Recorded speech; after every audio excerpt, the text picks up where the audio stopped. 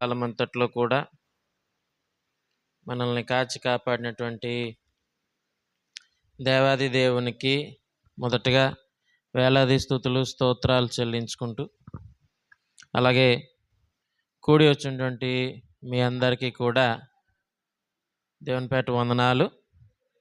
ఈ సమయంలో కొద్ది మాటలు మనం ధ్యానం చేసుకుందాం. గడిచినటువంటి దినంలో మనం ధ్యానం చేసుకున్నటువంటి కొద్ది మాటలు మనం ధ్యానం చేసుకుందాం. ఇప్పుడు గడిచినటువంటి దినంలో మనం దేని గురించి మాట్లాడుకున్నామంటే జారిపోవడం గురించి మాట్లాడుకున్నాం. ఏమండి? అదే పడకుండా ఉన్నట్లు జాగ్రత్తగా చూసుకోవాలి. తాను నిల్చున్నానని తలంచుకున్నవాడు జాగ్రత్తగా చూసుకోవాలి, పడకుండా ఉండేటట్లు. అంటే దాన్ని పడిపోకూడకుండా. ఈ పడిపోయి దేని నుంచి జారిపోతున్నాడు అంటే దేవుని దగ్గర నుంచి జారిపోతా ఉన్నాడు, అంటే తొలగిపోతున్నాడు. చూడండి, చాలామంది దేవునిలో ఉన్నాము అని అనుకుంటున్నారు కానీ దాని నుంచి తొలగిపోయేటువంటి వారు, జారిపోయేటువంటి వారు చాలామంది ఉన్నారు. అందుకనే లోకంలో పాపం చాలా ఎక్కువగా విస్తరిస్తుంది. హెబ్రీయులకు రాసినటువంటి పత్రిక 3వ అధ్యాయము 12వ వచనంలో ఒక మాట రాయబడి ఉంటుంది. సహోదరులారా, జీవము గల దేవుణ్ణి విడిచిపోవునట్టి విశ్వాసము లేని దుష్ట హృదయము మీలో ఎవని యందైనను ఒకవేళ ఉండునేమో అని జాగ్రత్తగా చూచుకొనుడి అంటాడు. అర్థమవుతుందండి ఈ మాట?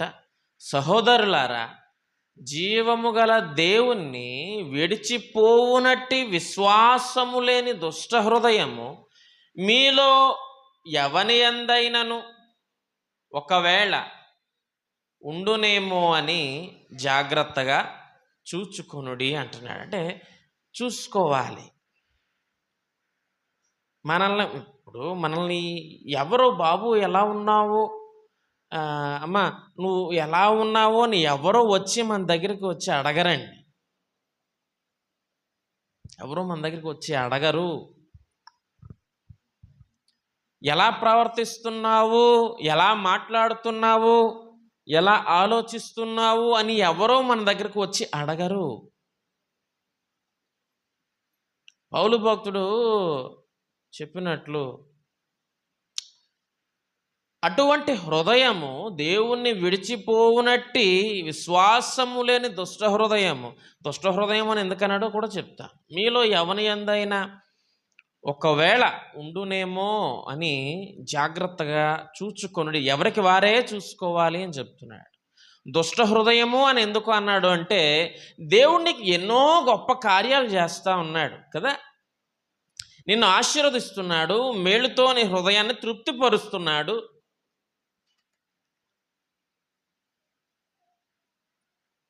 నీకు తోడుగా ఉన్నాడు, నీకు అభయాన్ని ఇస్తున్నాడు. అయినా కూడా దేవుని నుంచి తొలగిపోయేటంటి హృదయము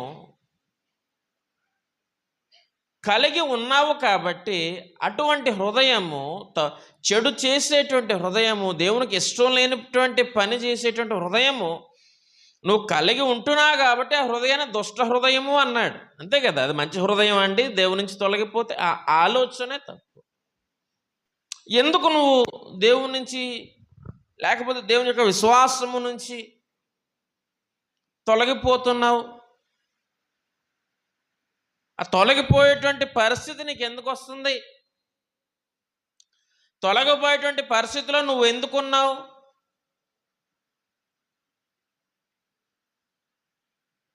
అని అంటే చాలా మట్టుకు మొట్టమొదటి కారణం ఏమవుతుంది అంటే లోకం. ఏంటండి?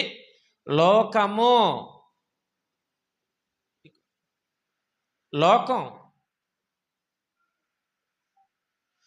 లోకమే దేనికి వచ్చింది, లోకమే ఎందుకు వచ్చింది ముందు అంటే నువ్వు లోకంలో ఉంటున్నావు కాబట్టి దాన్ని నువ్వు అలవాటు చేసుకుంటున్నావు. లోకంలో ఉన్నటువంటి ఆ యొక్క అలవాట్లను నీకు నువ్వు అన్వయించుకుంటున్నావు. దాన్నే ఏమంటావంటే లోకాశ. ఏంటండి? లోక ఆశ. లోకం మీద నువ్వు ఆశ పెట్టుకుంటున్నావు. లోకం మీద ఆశ పెట్టుకుంటే ఏమవుతుంది? నీ ఆశ ఏమవుతుంది? ముందు బాగానే ఉంటుంది. ఎలా ఉంటుందంటే లోకం నీకు ముందు రంగులు చూపిస్తుంది. చాలా బాగుంది, చాలా బాగుంది అనుకుంటావు. ఆ తర్వాత అనుకునేటువంటి మాటలు ఏంటో తెలిసిన, నేను ఎందుకు అనవసరంగా లోకాన్ని అనుసరించాను, ఎందుకు నేను అనవసరమైనటువంటి మార్గంలో నేను నడిచాను అనేటువంటి బాధాకరమైనటువంటి స్థితి తర్వాత వస్తుంది. అప్పుడు బాధపడితే ప్రయోజనము లేదు. అంతే కదా?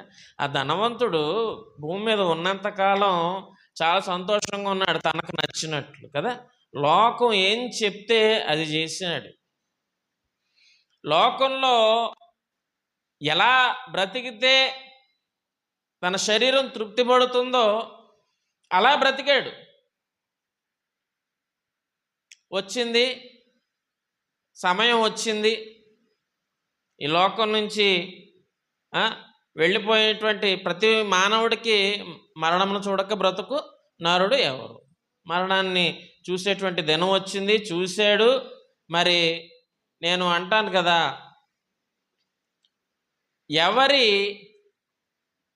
ఎవరి ప్రవర్తనను బట్టి లేకపోతే ఎవరి క్రియలను బట్టి ప్రతిఫలాన్ని ఇచ్చేటువంటి దేవుడు ఆయన కదా. ఎవరి క్రియలను బట్టి, ఎవరి ప్రవర్తనను బట్టి ప్రతిఫలాన్ని ఇచ్చేటువంటి దేవుడు ఆయన. నీ ప్రవర్తనను బట్టి మన ప్రతిఫలాన్ని పొందుకుంటాం కదండి. సో ఆ ధనవంతుడు కూడా అలాగే తన ప్రవర్తనను బట్టి ప్రతిఫలాన్ని పొందుకున్నాడు. అది ఎక్కడికి దారితీసిందంటే పాతాళానికి దారితీసింది. సో అక్కడికి వెళ్ళిపోయాడు.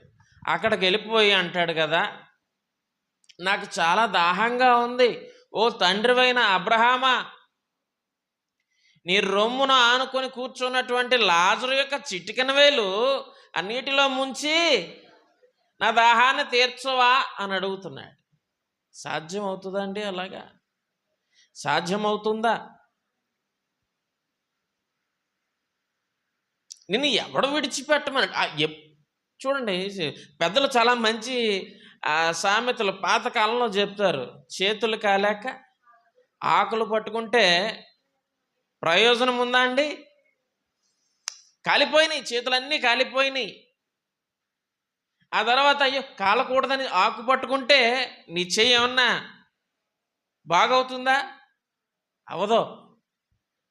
కాబట్టి దేవునికి ఏం చెప్తున్నాడు? తొలగిపోవద్దు, పడిపోవద్దు, జారిపోవద్దు, జాగ్రత్తగా ఉండు సుమా, నేను నువ్వు ప్రతిక్షణం ప్రశ్నించుకో అని దేవుడు చెప్తా ఉంటే, నేను విననని నీవంటివి. ఎందుకంటే మాట వినకపోవుట బాల్యము నుంచి వాడుకగా కలిగి ఉన్నాడు మానవుడు. అందుకే దేవుడు అంటాడు యోహాను సువార్త 8వ అధ్యాయము 44వ వచనంలో,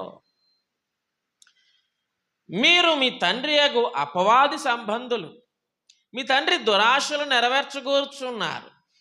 ఆది నుండి వాడు నరహంతకుడై ఉండి సత్యమందు నిలిచిన వాడు కాడు, వాని యందు సత్యమే లేదు. వాడు అబద్ధమాడునప్పుడు తన స్వభావమును అనుసరించి మాట్లాడు.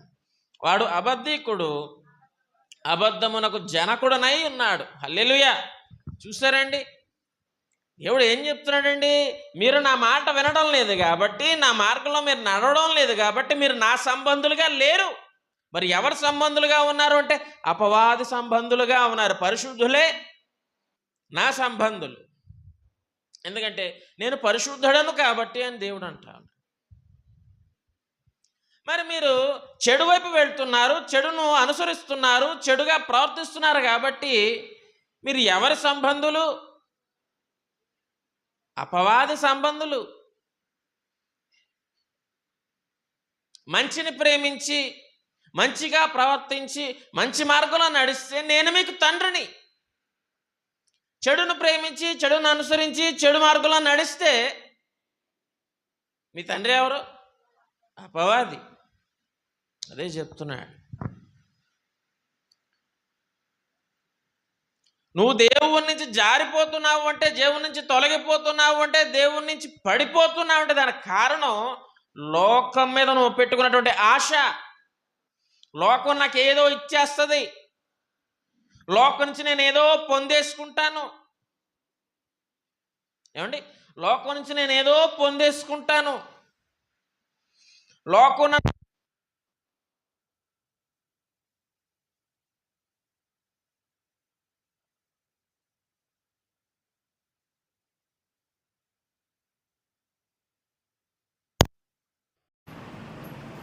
అని అనుకుంటున్నావేమో. చెడు ఎప్పుడు కూడా ముందు బాగానే ఉంటుందండి. చెడు ఎప్పుడు కూడా మొదట బాగానే ఉంటుంది. తర్వాత ఏమవుతుందో తెలుసునా? దాన్ని దిద్దుకోలేనంతగా నిన్ను మార్చేస్తుంది. లోకాశ, లోకం మీద నువ్వు పెట్టుకునేటువంటి ఆశ. చూడండి, దేవుని బిడ్డగా నువ్వు ఉన్నప్పుడు దేవుడు నువ్వు ఎలా ఉండాలని కోరుకుంటున్నాడు? దేవుడు మనల్ని ఎందుకు పిలిచాడండి? పరిశుద్ధులుగా ఉండడానికే మనల్ని పిలిచాడు. పరిశుద్ధులుగా మనం జీవించడానికే ఆయన పిలిచాడు. పరిశుద్ధంగా నువ్వు జీవించడానికి, ఆశీర్వదించబడడానికి, ఈ లోకములకు కిరీటంగా నీకు తయారు చేశాడు. నీ స్వంత ఆలోచనలు ఉపయోగించి దేవుని యొక్క మాటలు జవదాటి పాపంలోకి వచ్చావు మానవుడా. అది జ్ఞాపకం పెట్టుకో. సరే, పాపంలో పడ్డావు. ఆ పాపం నుంచి నిన్ను విడిపించడానికి దేవుడు వస్తే ఆయనను కూడా తిరస్కరించావు. ఆ మాటను కూడా తిరస్కరిస్తూ వస్తున్నావు. మాట వినకపోవుట పాపము, మాట వినుట శ్రేష్టము. దేవుడు మాట వినడం లేదు, నీకు నచ్చినట్టు బ్రతుకుతున్నావు. ఈ లోకంలో ఎలా బ్రతుకుతున్నావు? గర్వంతో బ్రతుకుతున్నావు కదా. గర్వము నిండిపోయి బ్రతుకుతున్నావు. సామెతల గ్రంథంలో ఉంటది కదా, 16వ అధ్యాయం 18వ వచనంలో, నాశనమునకు ముందు గర్వము నడుచును. నువ్వు నాశనం అయిపోవడానికి కారణం ఏంటో తెలుసునా? నీ గర్వము. నువ్వు అంధకారంలో పడిపోవడానికి కారణం ఏంటో తెలుసునా? నీ గర్వము. నువ్వు నాశనం అయిపోవడానికి నువ్వే కారణం, నీ ప్రవర్తనే కారణం. అందుకే అంటాడు, నువ్వు మందిరానికి పోతున్నావు. నువ్వు మందిరానికి పోతా ఉన్నప్పుడు నీ ప్రవర్తన జాగ్రత్తగా చూసుకో. ఈ మందిరం అనేటువంటిది ఎటువంటిది అంటే పరిశుద్ధ స్థలము. ఈ యొక్క స్థలములో దేవుడు నిలిచి ఉంటాడండి. అటువంటి దేవుని సముఖానికి నువ్వు వెళ్తా ఉన్నప్పుడు నీ ప్రవర్తన సరి చూసుకో. ఎలా ఉందా నీ ప్రవర్తన? ఎలా ఉన్నావు నువ్వు? నీ ప్రవర్తన ఒక్కసారి సరి చూసుకో. ఒక్కవేళ అటువంటి ప్రవర్తన ఉండునేమో అని జాగ్రత్తగా చూసుకొని పౌలు భక్తుడు చెప్పినట్లు ఒకసారి మన ప్రవర్తన మనము జాగ్రత్తగా చూసుకోవాలి. ఎందుకంటే ఈ గర్వం వలన జగడమే పుడుతుంది కదా. సామెత 13:10. ఈ గర్వం వలన జగడమే పుడుతుంది. ఎస్తేరు గ్రంథంలో ఉంది కదా, హామానుకి వంగి నమస్కారం చేయలేదని కోపం వచ్చేసిందండి మొర్దెకాయి మీద.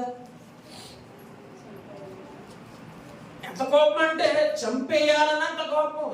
దండం పెట్టాలి, చంపేస్తారా? నమస్కారం చెప్పకపోతే చంపేస్తారా? చూసుకోలేదేమో. సరే, నమస్కారం పెట్టేంత రీతిలో నువ్వు ఉన్నావా హామాను? పరిశీలించుకోవాలి కదా. ఏమండి, పరిశీలించుకోవాలి కదా. పరిశీలించుకున్నాడా? పరిశీలించుకోవాలి. నీ గర్వము నేను నాశనం చేస్తాను సుమా అని దేవుడు చెప్పాడు. ఆ మాట పొరలో పెట్టు. నీ గర్వము నిన్ను నాశనం చేస్తాడు. దేవుడే నిన్ను నాశనం చేస్తాడు. గర్వాన్ని హృదయంలో పెట్టుకోండి. సామెతలు 15:25. గర్విష్ఠుల ఇల్లు యెహోవా పెరికి వేయును. గర్వంతో నిండిపోయి ఉన్నావేమో. నేను గొప్ప అని. ఎందులో గొప్ప? మానవుడా నువ్వు? ఎందులో గొప్ప? దేనిలో గొప్ప నువ్వు? దేవుని పాదధూళికి సమానమైనటువంటి వాడవా నువ్వు? ఎవ్వరమో కాము.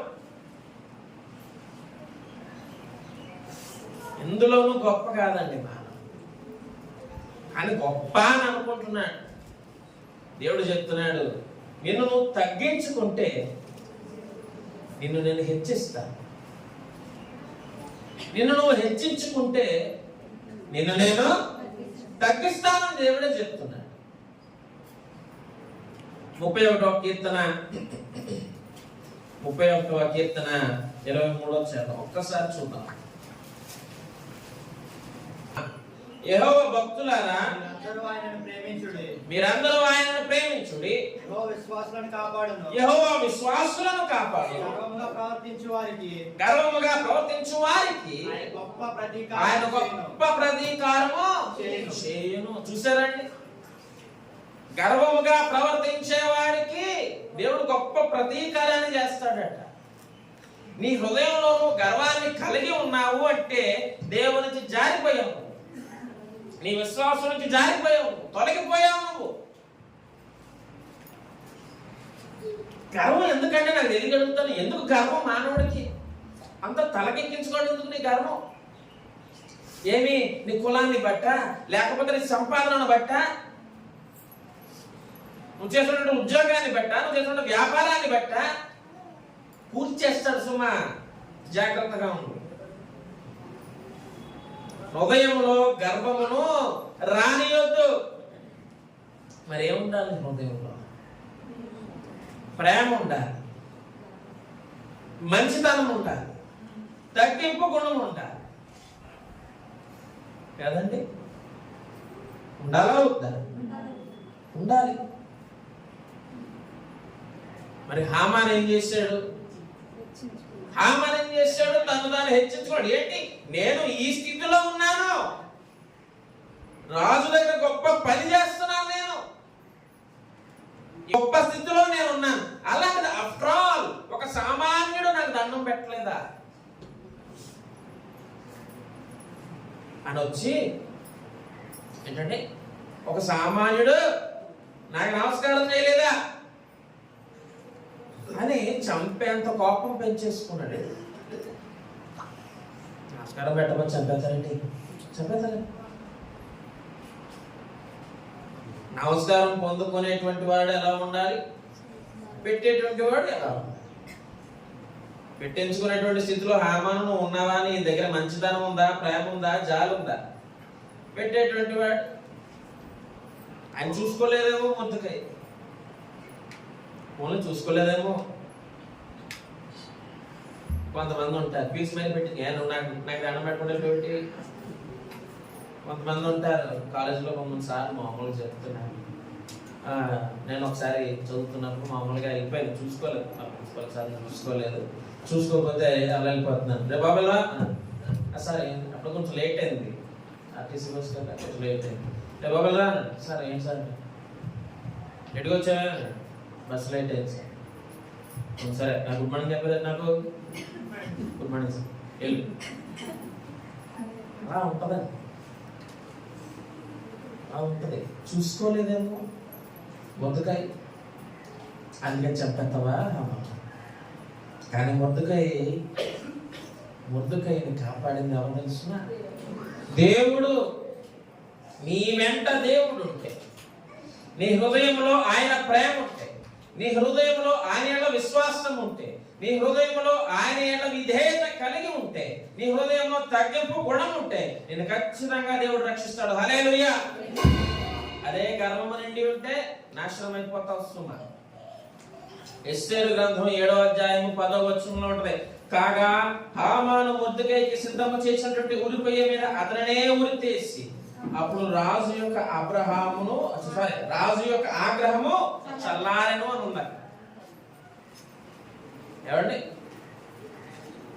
తాడిని తలదానికి వెళ్ళాడండి, ఆడు తలదనడానికి ఇంకొకటి ఉంటాడు కదా. అంటే హామాన్ నేనే పెద్ద అనుకున్నాడు. హామాన్ కన్నా పెద్ద ఉన్నారండి, రాజు ఉన్నాడు. ఈ గర్వం వలన కొన్ని జీవితాలు కూడా నాశనం అయిపోతాయి.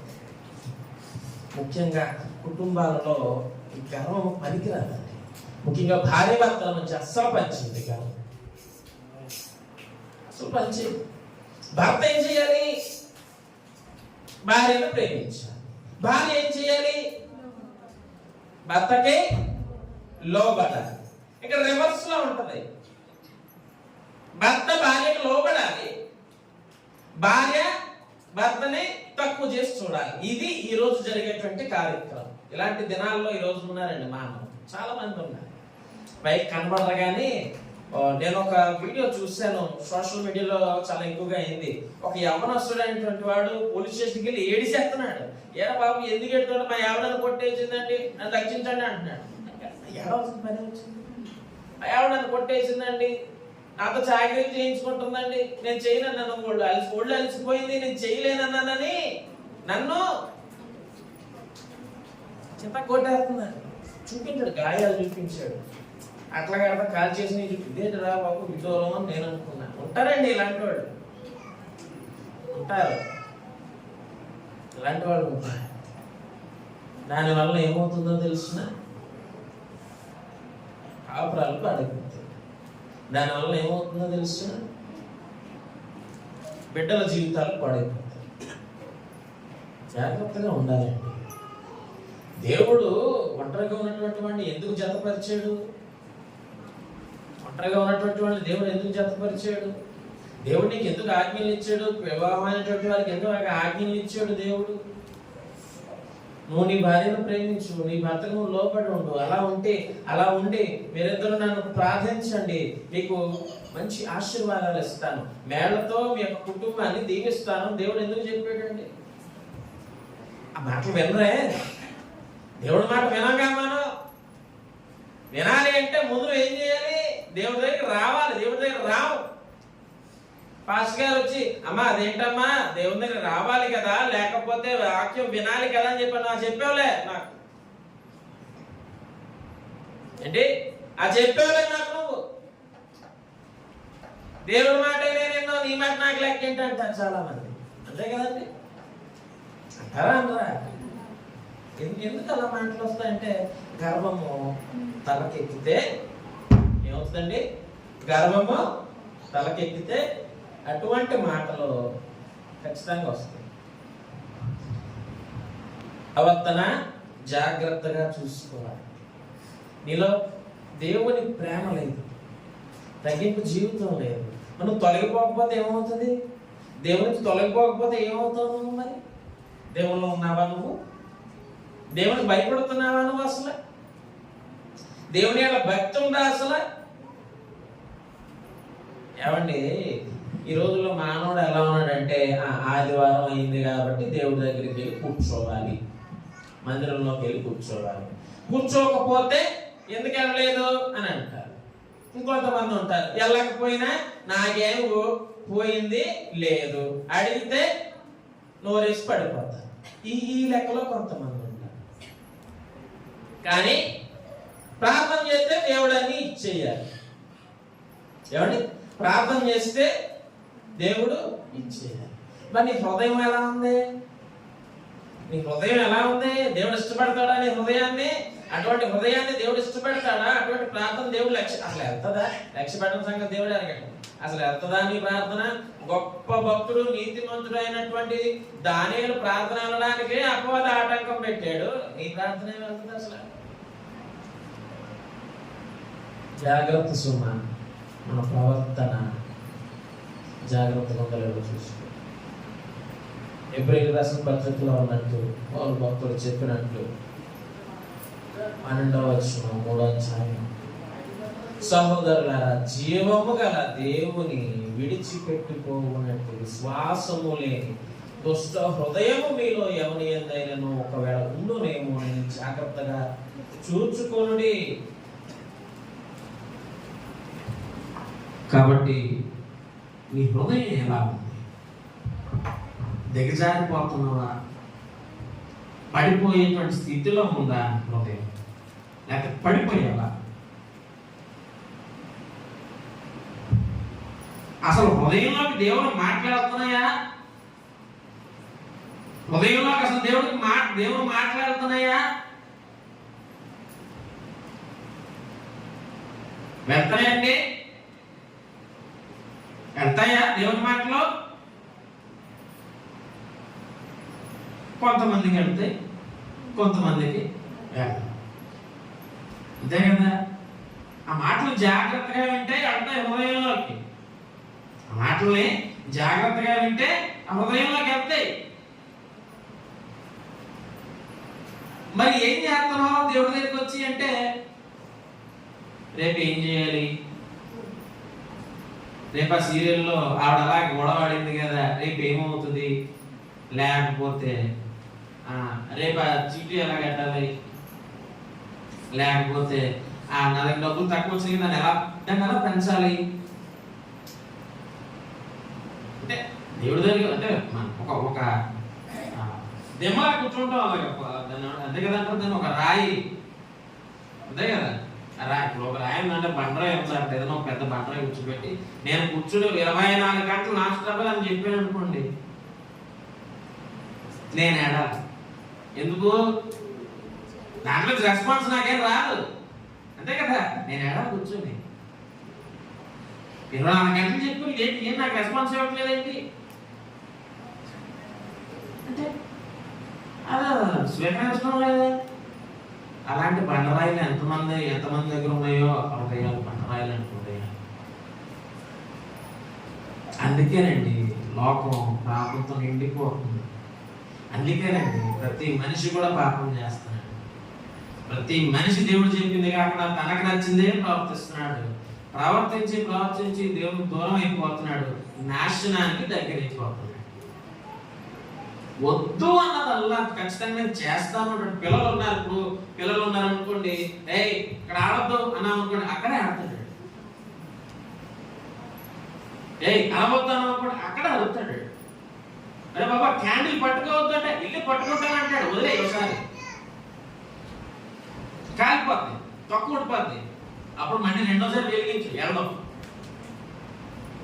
అంతే కదా? నేను అంటాను, కాలు తక్కువ ఉడిపోవడం ఎందుకు నీకు?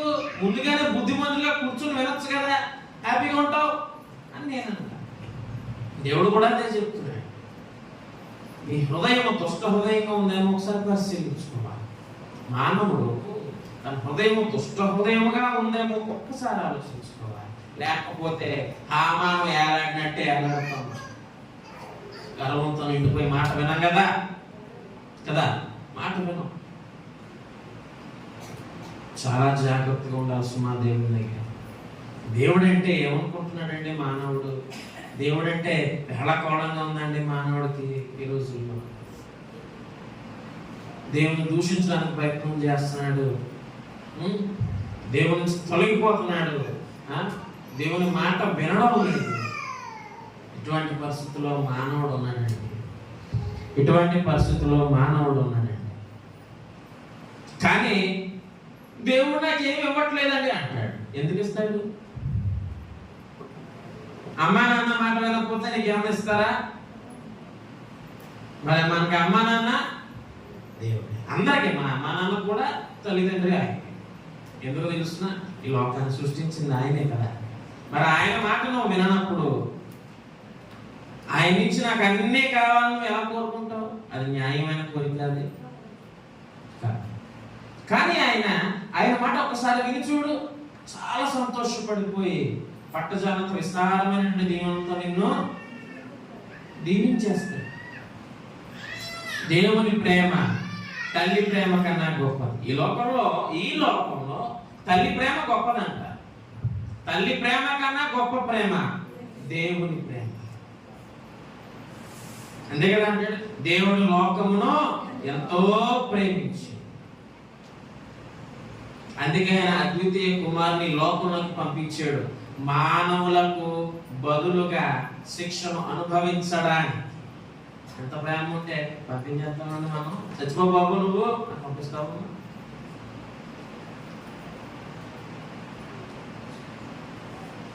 అర్థం చేసుకోవాలండి దేవుని మనస్సు. అర్థం చేసుకుని మనం ఎప్పుడు బ్రతుకుతాము అప్పుడే ఆశీర్వదించుకుంటాం. లేదు నేను ఇంకా అర్థం చేసుకోను, నేను నాకు నచ్చినట్టే ఉంటాను, ఇలా గర్విష్ట హృదయంతోనే నేను ఉంటాను అంటే నేను రక్షించగలిగేటువంటి వాడు ఎవరు లేడు. రక్షించేది దేవుడు. అటువంటి రక్షించే దేవుడు నేను శిక్షించడానికి నీ వెంట నీ వైపు వస్తే ఇంకెవరు రక్షిస్తాను? అంతే కదండి. రక్షించే దేవుడే శిక్షించడానికి నీ దగ్గరికి వస్తున్నప్పుడు ఇక నిన్ను ఆయన నుంచి రక్షించేది ఎవరు అంటారు చాలా మంది. చాలా ఎన్నో మాట్లాడతావు అంటారు. వచ్చిన తర్వాత కానీ తెలియదు కదా. చిన్నప్పుడు కథ ఉంటుంది కదా, నాన్న పులి అనో కథ ఉంటుంది కదా. పులి వచ్చింది అంటాడు, వాళ్ళ నాన్న పరిగెట్టుకు వస్తాడు. మళ్ళా పులి వచ్చింది అంటాడు, వాళ్ళ నాన్న మళ్ళీ పరిగెట్టుకు వస్తాడు. ఉత్తరైనా సరదాగా అన్నాను అంటాడు, మళ్ళీ పులి వచ్చింది అంటాడు, మళ్ళీ పరిగెట్టుకు వస్తాడు. నాలుగోసారి నానా పులి గట్టి కలుగుతాడు. అన్ని అబద్ధాలు ఆడతాను నీ దగ్గర ఆడుతాడు. అంతే కదా. నాశనం వచ్చేంత వరకు మనం పొందించుకోకూడదండి. ముందుగానే యథార్థంగా ఉండాలి. అందుకే అంటాడు, పడిపోకుండా నువ్వు జాగ్రత్తగా ఉండు. పడిపోకుండా జాగ్రత్తగా ఉండు. చాలా మంది అనుకుంటారు నేను నుంచున్నాను. ఎక్కడ నుంచున్నావు? దేవుళ్ళు నుంచున్నావు. నువ్వు ఆలోచించు. నేను నుంచున్నాను అనుకుంటున్నాను. ఎక్కడ నుంచున్నాను? లోకంలో నుంచున్నావు, దేవుని దగ్గర కాదు. ఆలోచించు. అందుకే కొరింథీయుల పత్రికలో ఉందిగా 10:12 మొదలు కొరింది, తాను నిలుచున్నానని తలంచువాడు పడకున్నట్లు జాగ్రత్తగా చూచుకొనవలెను. నిల్చున్నాను అనుకుంటున్నావేమో దేవుల్లో, జాగ్రత్తగా చూసుకో. నుంచున్నావా? అదే పడిపోయావా? పడిపోయి నేను ఇంకా నుంచున్నాను అంటున్నావా? జాగ్రత్తగా చూసుకోవచ్చు. కాబట్టి నువ్వు దేవుడి నుంచి తొలగిపోతున్నావా? పడిపోయేటువంటి స్థితిలో ఉన్నావా? జారిపోయావా? ఆలోచించు ఒకసారి.